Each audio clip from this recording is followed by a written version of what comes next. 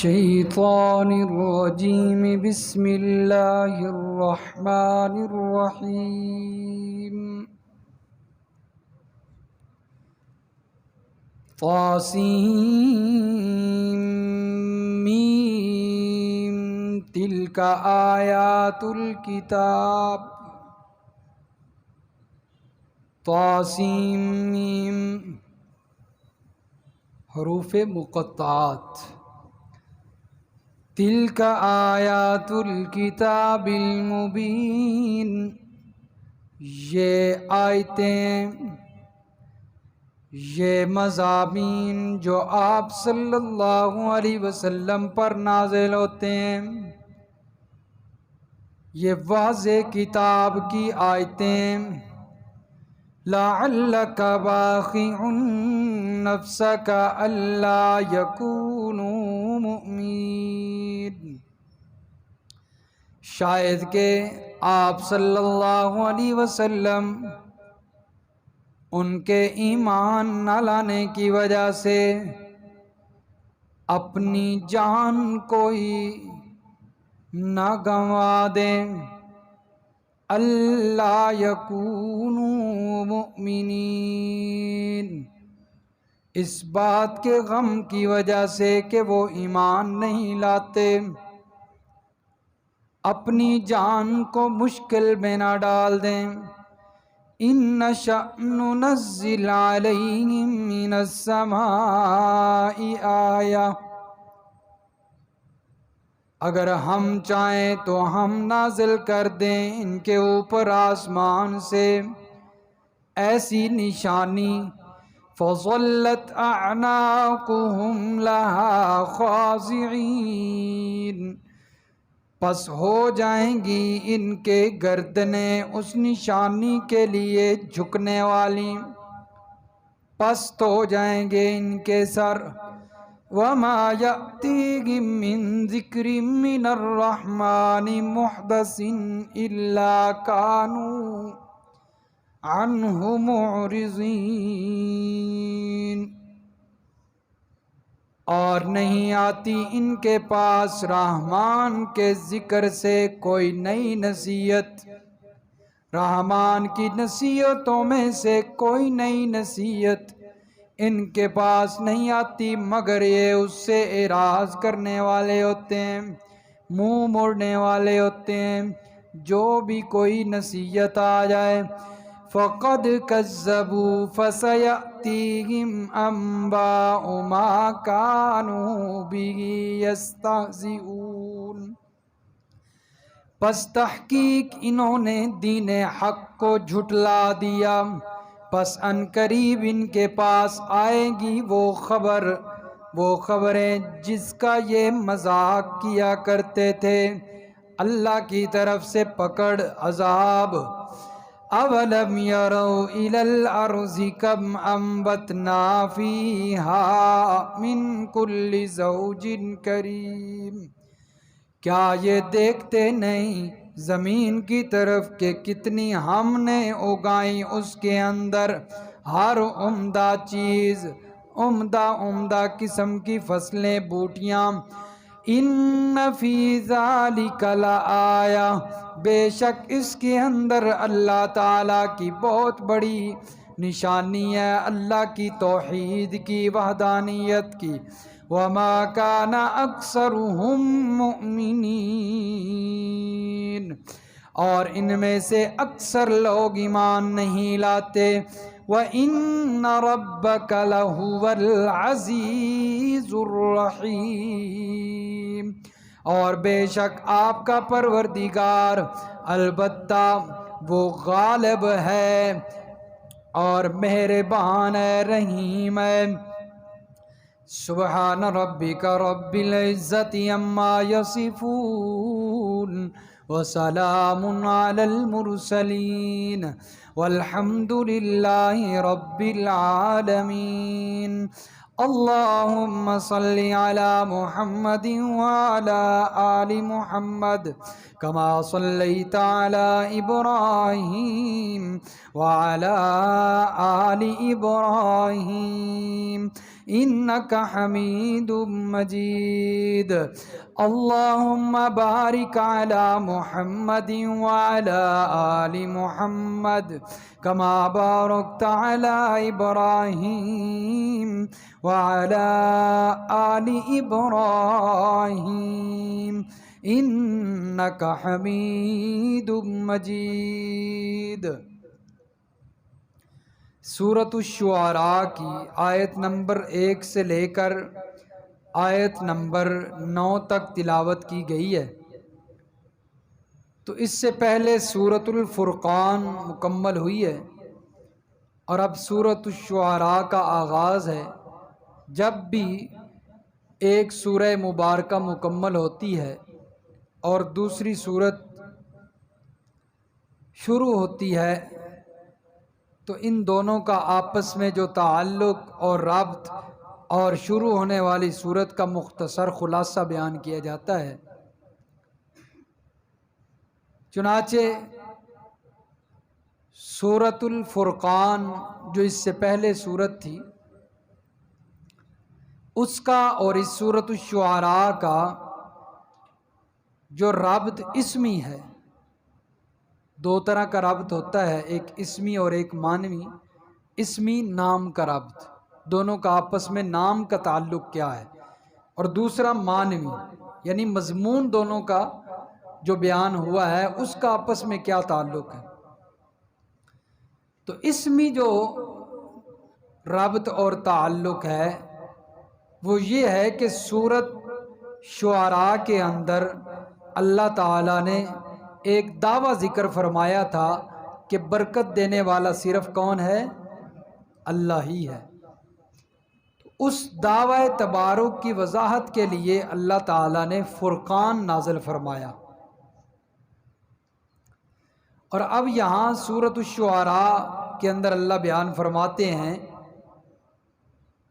کہ یہ فرقان جو ہے یہ کوئی شعراء کا کلام نہیں ہے، شعراء کا کلام نہیں ہے، بلکہ اللہ تعالیٰ کا نازل شدہ کلام ہے۔ یہ دعویٰ جو ہے یہ دعویٰ کوئی شعراء کا کلام نہیں، جس طرح کہ مشرکین مکہ نبی علیہ السلام کے بارے میں کہتے تھے کہ یہ جو قرآن پڑھتا ہے یہ کوئی شعراء کا کلام ہے، یہ شاعر ہے نعوذ باللہ۔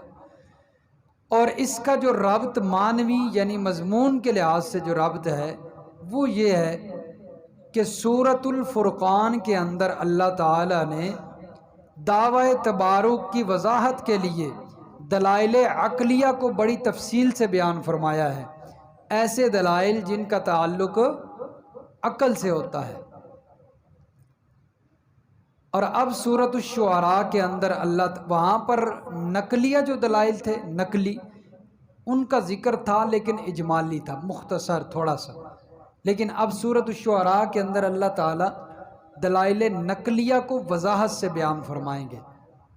یہ دلیلیں جو ہیں اللہ تعالیٰ بیان فرمائیں گے اپنے دعوی تبارک پر کہ برکت دینے والی ذات صرف کس کی ہے؟ اللہ کی ہے۔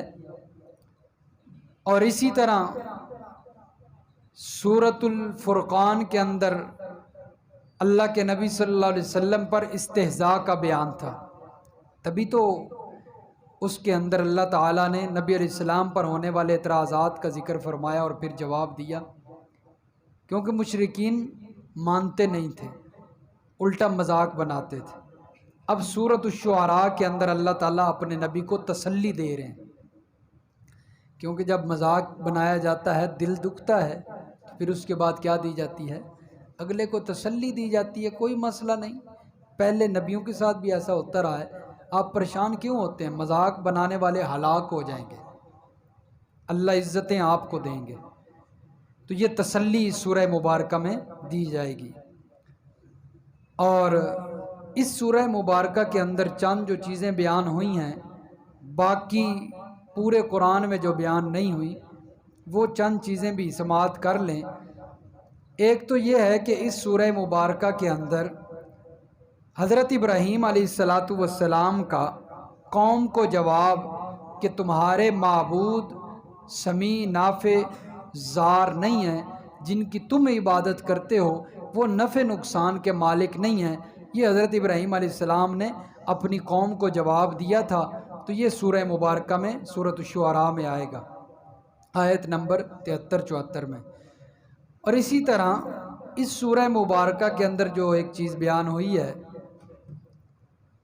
کہ حضرت موسیٰ علیہ السلام کے ساتھ جو لوگ تھے، جب وہ بحیرہ کلزم کے کنارے پر پہنچے نا، تو پیچھے سے فرعون کا لشکر دیکھا تو وہ گھبرا گئے، تو ان کا ذکر اس سورہ مبارکہ میں بھی آئے گا۔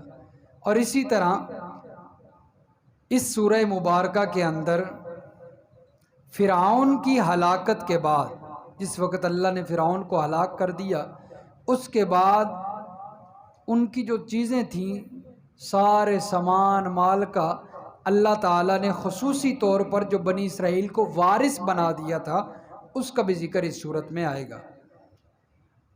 اور اس سورہ مبارکہ کے اندر یہ مسئلہ بھی بیان ہوا ہے کہ سب سے پہلے مسئلہ اگر بیان کرنا ہو تو وہ اپنی برادری کے سامنے کرنا چاہیے۔ تبلیغ کہاں سے شروع کرنی چاہیے جی؟ اپنے برادری اور اپنے گھر سے۔ وَأَنذِرْ عَشِيرَتَكَ الْأَقْرَبِينَ، میرے پیغمبر ڈرائیے اپنے قریبی رشتہ داروں کو۔ تو اپنے گھر سے کام شروع ہونا چاہیے، یہ نہیں کہ گھر کے اندر حالات خراب ہوں، ہلاکت کی طرف لوگ جا رہے ہیں اور بندہ دوسرے علاقوں میں گیا ہو تبلیغ کرنے، اپنے گھر کا پتہ ہی کوئی نہ ہو۔ اس لیے قرآن کا حکم ہے کہ اپنے گھر سے تبلیغ کرو۔ اور اسی طرح اس سورہ مبارکہ کے اندر ایک چیز جو بیان ہوگی وہ مشرک شاعروں کا ذکر بھی آئے گا، اور دوسرے نمبر پر یہ بات بیان کی گئی ہے کہ شاعروں کی جو شاعری ہوتی ہے نا، یہ نیرے خیال ہوتے ہیں، خیالی باتیں، بیٹھے بیٹھے جناب شاعری شروع کر دی، خیال میں کوئی چیز آ گئی، اپنے محبوب کو سورج اور چاند ستاروں کے ساتھ تشبیہ دینا شروع کر دی، اگرچہ محبوب توے سے بھی زیادہ کالا ہو۔ یہ خیالی باتیں ہوتی ہیں شاعروں کی شاعری۔ اور اسی طرح اس سورہ مبارکہ کے اندر ایک جو اللہ تعالیٰ نے خصوصی طور پر چیز بیان فرمائی ہے، قرآن نازل کرنے والا کون ہے، جس پر نازل ہوا ہے، جس واسطے سے نازل ہوا ہے، جس زبان میں نازل ہوا ہے، جن کتابوں کے اندر ان کا حوالہ تھا، ان سب چیزوں کا اللہ تعالیٰ اکٹھا اس سورت میں ذکر فرماتے ہیں کہ قرآن کون نازل کر رہا ہے، کس پر نازل ہو رہا ہے، کون لے کر آ رہا ہے، وہ ساری چیزیں۔ تو یہ چند چیزیں جو ہے وہ باقی قرآن میں بیان نہیں ہوئی، صرف اسی سورہ مبارکہ میں بیان ہوئی ہیں۔ اب خلاصہ سن لیجئے مختصر، پھر ہم سورہ مبارکہ شروع کرتے ہیں۔ اس سورہ مبارکہ کو پڑھنے سے پہلے ہمارے ذہنوں میں ایک خاکہ تو ہونا چاہیے کہ ہم نے اس سورہ مبارکہ میں کیا پڑھنا، کیا سننا ہے۔ تو خلاصہ ایک تو اس سورہ مبارکہ کے اندر شروع میں ہی اللہ تعالیٰ نے تسلی کا ذکر فرمایا ہے، جو کہ نبی علیہ السلام کو تسلی ہے۔ اور دوسرے نمبر پر جو انکار کرنے والے لوگ تھے ان کے لیے زجر ہے، ڈانٹ، ساتھ ساتھ تخویف اخروی بھی ہے، دنیاوی بھی ہے، ڈراوا، ان کو ڈرایا گیا ہے تاکہ وہ مان جائیں۔ اور اسی طرح اس سورہ مبارکہ کے اندر ایک دلیل عقلی آئے گی اور 7 دلائل نقلیہ مفصلہ، یعنی نقلی دلیلیں ہیں 7 لیکن تفصیل کے ساتھ، بڑی وضاحت کے ساتھ، انبیاء کے واقعات۔ اور آخر کے اندر ایک دلیل وحی ہے اور 7 مشرکین کے 2 شبہوں کا جواب ہے، 2 اعتراضات ہوں گے مشرکوں کی طرف سے، ان کا اللہ تعالیٰ جواب دیں گے۔ یہ سورہ مبارکہ کے اندر بیان ہوا ہے، انشاءاللہ اللہ کی توفیق سے ہم پڑھیں گے۔ سورۃ الشعراء، اس کا نام کیا ہے جی؟ شعراء۔ یہ کیوں رکھا گیا اس کا نام؟ سورۃ الشعراء کا اس کا نام، یہ جو شعراء ہے، یہ اس لیے رکھا گیا ہے کیونکہ اس سورہ مبارکہ میں شعراء کا ذکر آیا ہے۔ شعراء یہ شاعر کی جمع ہے، شعر لکھنے والے شعراء، تو اس لیے اس سورت کو سورۃ شعراء کہتے ہیں۔ فرمایا طاسیم میم، طاسیم میم، طاسیم میم، یہ حروف مقطعات ہیں، اکثر صورتوں میں شروع میں آتے ہیں، میں نے پہلے بھی اس کے بارے میں وضاحت کی ہے۔ یہ جو الفاظ ہیں، یہ حروف ہیں مقطعات، ان کو کہا جاتا ہے مقطعات یعنی وہ حروف جن کو کاٹ کاٹ کے پڑھا جاتا ہے، تو سین میم کاٹ کاٹ کے پڑھا گیا، اس لیے ان کو حروف مقطعات کہا جاتا ہے۔ ان کا معنی، ان کا مفہوم، ان کا مقصد، اس کے بارے میں اللہ کے علاوہ کسی کو علم نہیں، نہ نبی علیہ السلام کو علم ہے، نہ کسی صحابی کو، نہ کسی اللہ کے ولی کو، کسی کو علم نہیں، اس کا علم صرف اللہ کے پاس ہے۔ اس لیے علماء جو ہے مفسرین کرام عربی کے اندر کہتے ہیں اللہ اعلم بمرادہ، اس کی مراد، اس کا مطلب اللہ ہی جانتا ہے۔ حضرت ابوبکر صدیق رضی اللہ تعالیٰ عنہ فرماتے ہیں جس طرح ہر انسان کے کوئی راز ہوتا ہے نا، بندے کا کوئی راز ہو، وہ راز کسی کو بتلاتا نہیں ہے، یہ بھی اللہ تعالیٰ کے راز ہیں، اللہ نے کسی کو بتلائے نہیں ہیں، اور کسی کے رازوں کے پیچھے پڑنے سے بندہ گمراہ ہو جاتا ہے، اس لیے کسی کے راز کے پیچھے نہیں جانا چاہیے۔ تو اس لیے یہ اللہ کے راز ہیں، تو سین میم، بس اس پر ایمان لانا ہے، باقی اس کا مطلب اللہ ہی جانتا ہے۔ تلک آیات الکتاب المبین، فرمایا کہ یہ آیات، یہ احکامات، یہ مضامین جو آپ صلی اللہ علیہ وسلم پر نازل ہوتے ہیں، الکتاب المبین، یہ کھلی کتاب کے مضامین ہیں، یہ کوئی شعراء کا کلام نہیں ہے۔ اس وقت لوگ کہتے تھے نا یہ کوئی شاعرانہ کلام کرتا ہے، قرآن کو نہیں مانتے تھے، تو اللہ تعالیٰ نے فرمایا یہ آیتیں کھلی کتاب کی آیتیں ہیں، واضح کتاب کی آیتیں ہیں۔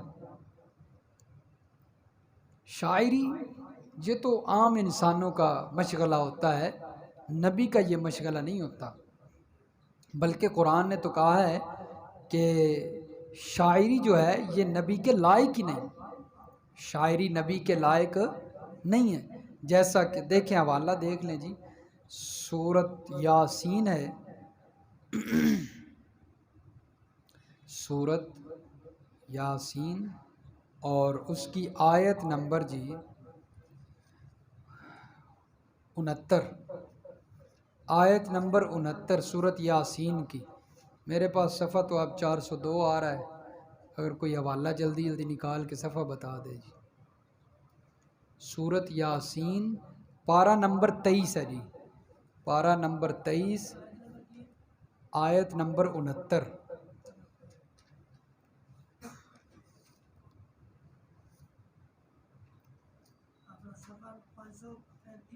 صفحہ 535، صفحہ 535۔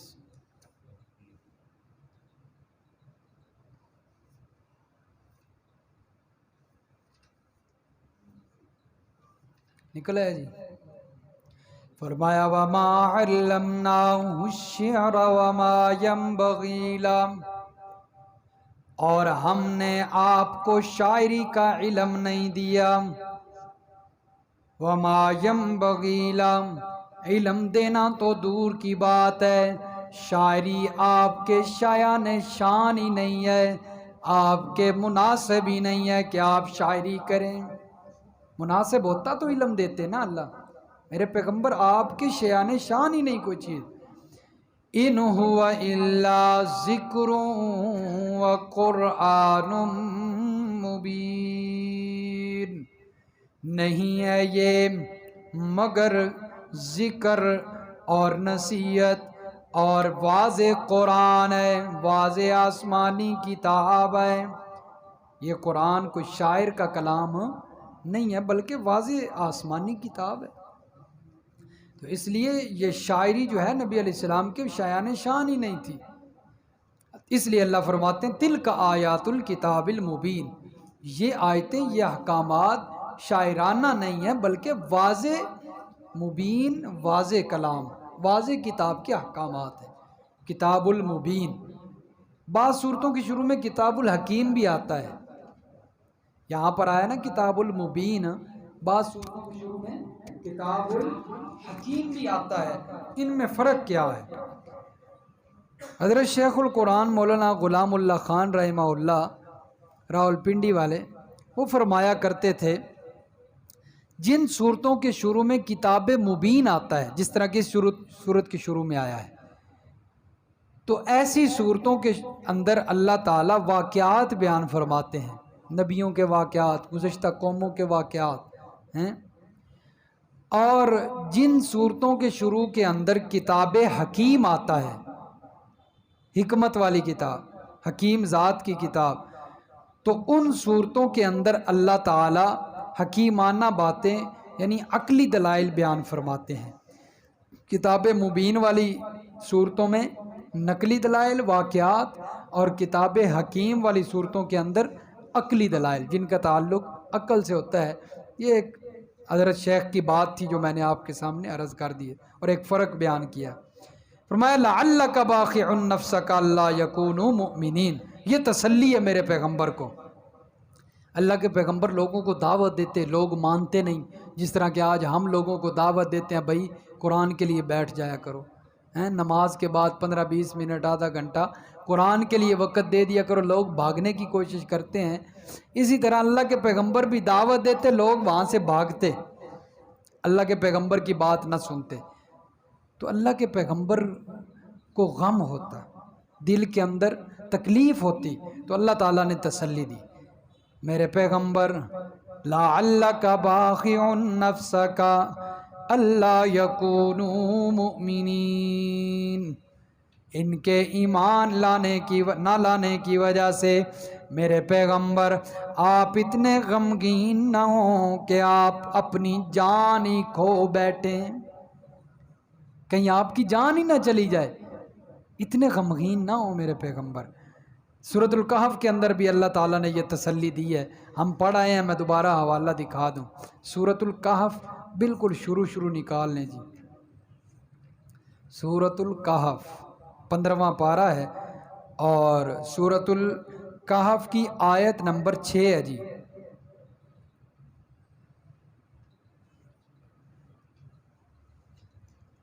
الفاظ ملتے جلتے ہیں اس آیت کے ساتھ۔ سورۃ الکہف کی آیت نمبر 6، پارہ نمبر 15۔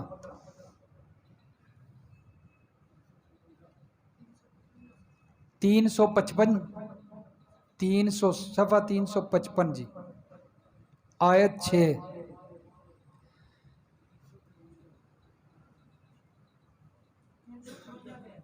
54 جی، فرمایا فَلَعَلَّكَ بَاخِعٌ نَفْسَكَ عَلَىٰ آثَارِهِمْ إِن لَّمْ يُؤْمِنُوا بِهَٰذَا الْحَدِيثِ أَسَفًا، میرے پیغمبر آپ جو ان پر اتنا غم کھاتے ہیں، اتنا درد رکھتے ہیں ان کے بارے میں، شاید آپ ان کے پیچھے اگر یہ لوگ اس قرآن پر ایمان نہ لائیں تو غم سے اپنی جان ہی دے دیں۔ اس لیے میرے پیغمبر اتنا غم نہ کھائیں، اتنی جو ہے وہ تکلیف نہ دیں اپنے آپ کو، ایمان نہیں لاتے تو نہ لائیں۔ وَلَا تُسْأَلُوا عَنْ أَصْحَابِ الْجَحِيمِ، آپ کا کام ہے صرف پہنچا دینا، بلغ ما انزل الیک من ربک، یہ نہیں مانتے تو اس کا سوال آپ سے نہیں ہوگا، قیامت کے دن جہنمیوں کے بارے میں آپ سے نہیں پوچھا جائے گا کہ یہ جہنم میں کیوں چلے گئے، آپ کا کام ہے صرف تبلیغ کرنا، وہ آپ بخوبی انجام دے رہے ہیں۔ یہ آپ صلی اللہ علیہ وسلم کو تسلی ہے، کیونکہ وہ کہتے تھے نا ہمیں فلاں معجزہ دکھاؤ، فلاں معجزہ دکھاؤ، فلاں معجزہ دکھاؤ، تو اللہ تعالیٰ فرماتے ہیں میرے پیغمبر ان کو کہیں قرآن سے بڑا بھی کوئی معجزہ ہو سکتا ہے۔ جب یہ معجزہ آپ کے سامنے آ چکا ہے، میرے پیغمبر اگر اس معجزے کو دیکھ کر یہ نہیں مانتے تو ان نشأ ننزل علیہم من السماء آیۃ، اس کے علاوہ کوئی معجزہ ایسا نہیں جس کو یہ دیکھ کر مان لیں۔ ہاں ایک نشانی ایسی ہے کہ اگر ہم اس کو آسمانوں سے نازل کر دیں، ہم چاہیں تو نازل کر سکتے ہیں، فَظَلَّتْ أَعْنَاقُهُمْ لَهَا خَاضِعِينَ، اس وقت یہ پھر جھک جائیں گے، اس وقت ان کی گردنیں پست ہو جائیں گی۔ اور وہ نشانی کون سی ہے؟ عذاب اللہ کا، اللہ کا عذاب۔ اگر اللہ کا عذاب دیکھ لیں گے اس وقت یہ کیا ہو جائیں گے؟ جھک جائیں گے۔ یہ ایک ہی باقی رہ گیا، باقی تو اتنے معجزے اللہ تعالیٰ نے نازل فرما دیے، لیکن اللہ ایسا کریں گے نہیں۔ وجہ کیا ہے؟ زبردستی ایمان تو قبول ہی نہیں۔ ایمان تو وہ معتبر ہوتا ہے جو زبردستی والا نہ ہو، بلکہ ایمان بالغیب معتبر ہے۔ اللہ کوئی چیز نہ بھی نازل کریں پھر ایمان لے کر آنا، یہ معتبر ایمان ہے۔ جس طرح کہ قرآن مجید میں بیان ہوا ہے الذین یؤمنون بالغیب، متقی لوگ وہ ہیں جو غیب پر ایمان لاتے ہیں، دیکھا نہیں ہوتا لیکن اس کے باوجود ایمان رکھتے ہیں، ایسا ایمان اللہ کے ہاں قبول ہوتا ہے۔ زبردستی والا ایمان تو قبول ہی کوئی نہیں، جیسا کہ اللہ تعالیٰ نے سورہ یونس کے اندر فرمایا ہے، سورہ یونس کی آیت نمبر 99،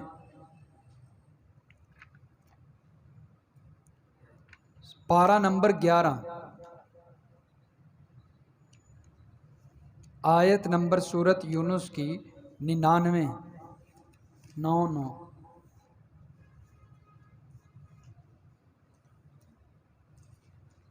حضرت یونس علیہ السلام کی قوم کا ذکر ہے کہ جب عذاب سامنے آ جائے اس وقت پھر ایمان قبول کیسے ہو سکتا ہے، اس سے پہلے ایمان ہو۔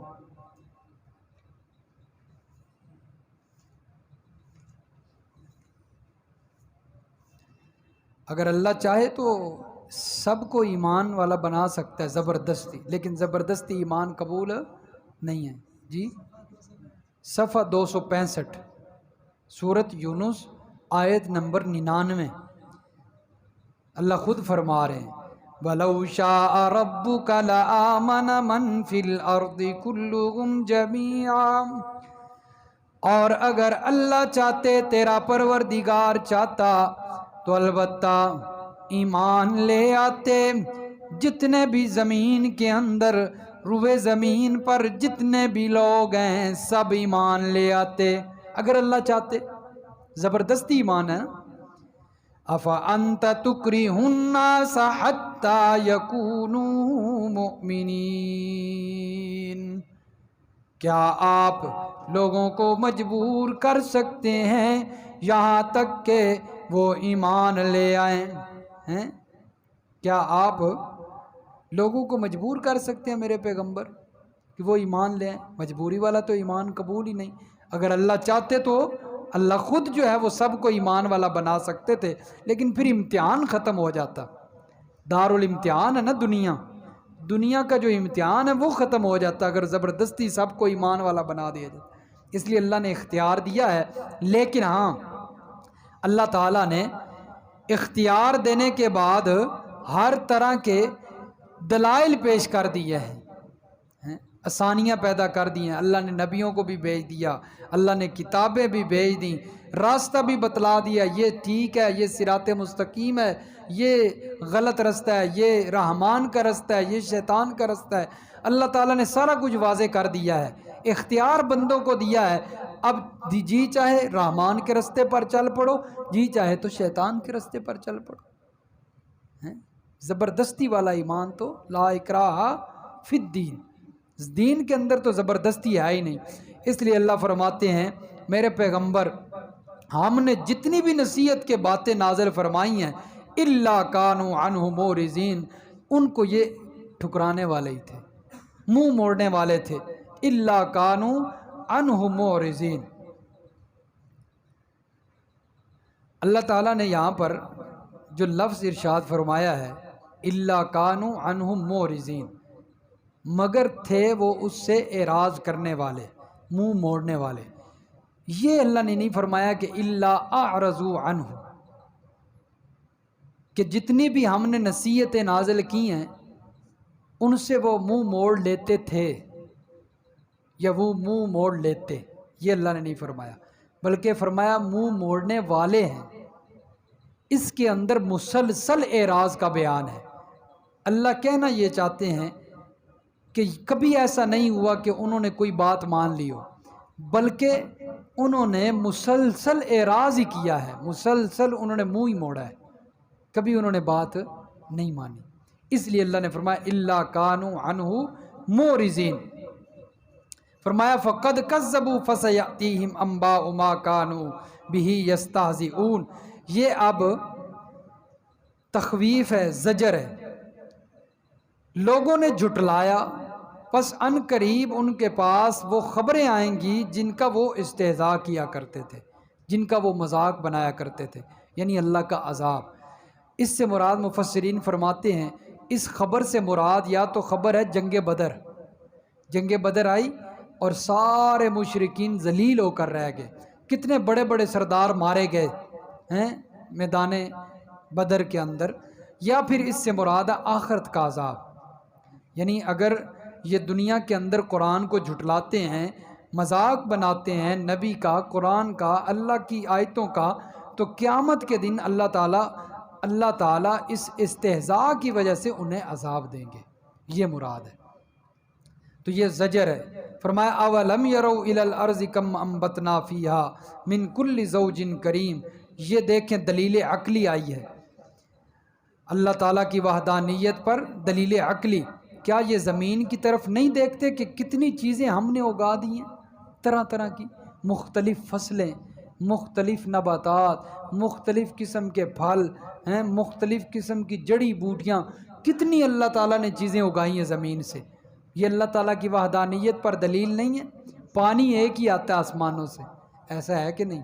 بارش ہوتی ہے نا تو ایک ہی پانی آ رہا ہے نا، ساری جگہوں پر ایک ہی پانی گر رہا ہے، لیکن اس ایک پانی سے اللہ تعالیٰ گندم بھی اگا رہے ہیں، اللہ تعالیٰ اس سے جو ہے وہ چاول بھی اگا رہے ہیں، باقی فصلیں، اناج، پھل پھول، سب چیزیں اگا رہے ہیں۔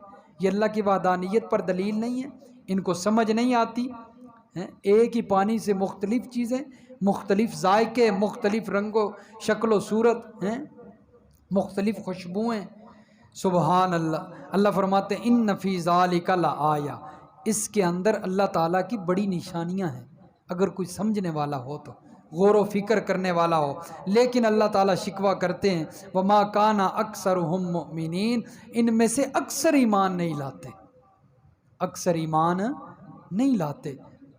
کسی عربی کے شاعر نے اللہ تعالیٰ کی ان نشانیوں پر غور و فکر کرتے ہوئے کیسے جو ہے وہ الفاظ تعبیر فرمائے، کہتا ہے فَفِي أَنفُسِكُمْ فَفِي كُلِّ شَيْءٍ لَهُ آیَةٌ فَفِي كُلِّ شَيْءٍ لَهُ آیَةٌ تَدُلُّ عَلَىٰ أَنَّهُ وَاحِدٌ، ہر چیز کے اندر ایسی نشانیاں موجود ہیں جو اس بات پر دلالت کرتی ہیں کہ وہ اکیلا ہے۔ ہر چیز کے اندر ایسی نشانیاں موجود ہیں، غور و فکر کرنے سے نظر آتی ہیں۔ تو اللہ تعالیٰ نے مختلف نشانیاں بنائی ہیں۔ سورۃ الزاریات کے اندر اللہ تعالیٰ نے پورے قرآن میں مختلف نشانیاں بیان کی ہیں، لیکن سورہ زاریات کے اندر اللہ تعالیٰ نے جو ایک بہت ہی خوبصورت نشانی بیان کی، عقل و فکر کرنے والوں کے لیے، غور و فکر کرنے والوں کے لیے، اولو الالباب کے لیے، اللہ فرماتے ہیں اگر تمہیں میری اور نشانیاں نظر نہیں آتی، میری وحدانیت سمجھ نہیں آتی، تو پھر وفی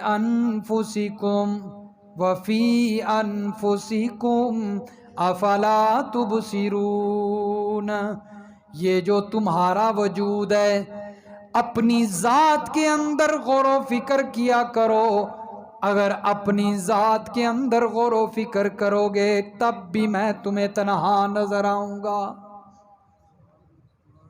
انسان اپنی ذات میں غور و فکر کرے، اپنا ناک دیکھے، اپنی آنکھیں دیکھے، اپنا سر دیکھے، اپنی زبان دیکھے، اپنے کان دیکھے، ہاتھ پاؤں دیکھے، تو اس سے بھی یہی سمجھ آتی ہے کہ اس کو بنانے والا وہ تنہا ہے، اس کا کوئی شریک نہیں، وہ اکیلے ہی ہے، وہ احد ہے، وہ اللہ الصمد ہے، وہ لم یلد ولم یولد ہے، وہ لم یکن لہ کفوا احد ہے، اس کا کوئی شریک نہیں ہے، اس کا کوئی ہمسر نہیں ہے، اس کا کوئی برابری والا نہیں ہے۔ اگر انسان اپنی اسی وجود کے اندر غور و فکر کر لے تب بھی اللہ فرماتے ہیں اس میں بھی میں ہی نظر آؤں گا۔ آنکھ کے اندر غور و فکر کرو نا، یہی آنکھ اگر ضائع ہو جائے تو پوری کائنات کے اندر رب کے سوا کسی میں اتنی طاقت نہیں ہے کہ دوبارہ اس آنکھ کو بنا سکے۔ اس جیسی بالکل جو آنکھ اللہ نے ابھی بنائی ہوئی ہے یہ ضائع ہو جائے، اللہ تعالیٰ سب کو محفوظ رکھے، تو کسی کے اندر اتنی طاقت ہے کہ دوبارہ اس جیسی بنا سکے؟ یہ کاریگری صرف کرنے والا کون ہے؟ اللہ فرماتے ہیں جب یہ ساری کاریگری کرنے والا میں ہوں، یہ پیشانی اور جبین بنانے والا میں ہوں، دیکھیں کیسے صاف پیشانی، کیسے سلوٹوں والی خوبصورت پیشانی بنائی۔ جب بنانے والا میں ہوں تو وہ کہتا ہے صرف میرا مطالبہ یہ ہے کہ اتنا خوبصورت وجود بنا دیا، صرف میرا مطالبہ یہ ہے کہ اب یہ وجود جھکنا چاہیے تو میرے سامنے۔ اگر یہ زبان میں نے بنائی ہے تو پھر میرا مطالبہ یہ ہے کہ اس زبان سے اگر پکار ہونی چاہیے تو صرف کس کی؟ اللہ ہی کی۔ یہ ہے ان فی ذالک لآیہ۔ اللہ فرماتے ہیں ہم نے بہت ساری نشانیاں بنا دی لیکن اکثر لوگ نہیں مانتے، ایمان نہیں لاتے۔ اور دوسرے مقام پہ اللہ نے فرمایا ہے وَمَا كَانَ أَكْثَرُهُمْ مُشْرِكِينَ، اکثر مشرک نہیں ایمان لاتے، مشرک نہیں مانتے ہیں، شرک کرتے ہیں جب اللہ پر تو ایمان نہ ہوا نا۔ فرمایا وَإِنَّ رَبَّكَ لَهُوَ الْعَزِيزُ الرَّحِيمُ، بے شک تیرا پروردگار غالب بھی ہے رحیم بھی ہے۔ دیکھو اللہ تعالیٰ نے دونوں صفتیں ذکر فرمائی ہیں، غالب عزیز اس میں تھوڑی سختی ہے، اور دوسرے نمبر پر فرمائی رحیم اس میں نرمی ہے۔ یعنی اللہ تعالیٰ کو اگر کوئی اللہ کا انکار کرتا ہے، نبی کا مذاق بناتا ہے، نہیں مانتا، اللہ فرماتے ہیں میں غالب ہوں، میں پکڑ سکتا ہوں۔ کہیں یوں نہ سمجھ لینا کہ ہمیں کوئی پوچھنے والا نہیں، اللہ فرماتے ہیں میں غالب ہوں، میں پکڑ سکتا ہوں، لیکن میں رحیم بھی ہوں۔